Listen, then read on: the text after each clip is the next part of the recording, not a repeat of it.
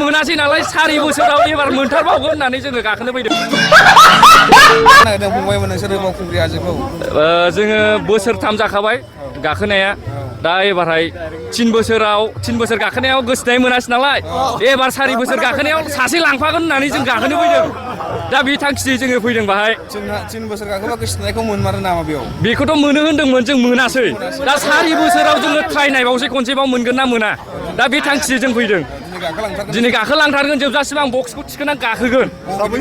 जोङो दतमानिफ्राय फैदों जोङो गासै 18 जनसो दङ।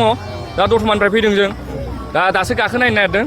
दा गोसोआव माने फुरा एक्साइटेड जानानै दं आरोना दिनै बक्स लाना फार्स्ट टाइमाव आं गाखोगोन नालाय फार्स्ट टाइमनि थाखाय दा बेखायनो आं फुरा एक्साइटेड जानानै दं। दा जों गाखोनायसै दा जोङो 4 बोसोर एबारहाय 4 बोसोर जागोन गाखोनाया। दा बाहाय होननाय बादि खोनानायावथ' ओरैबायदि होननाय जेनेबा जे हाजो खनथाम गाखोयोबा हिनजाव मोनथारगोन बे खोथायाव होननायाव जों मोनासै नालाय 4 बोसोराव एबार मोनथारबावगोन होननानै जोङो गाखोनो फैदों। दा आंनि मुङा जोंसार बसुमतारी आं दतमा गामिनिनो।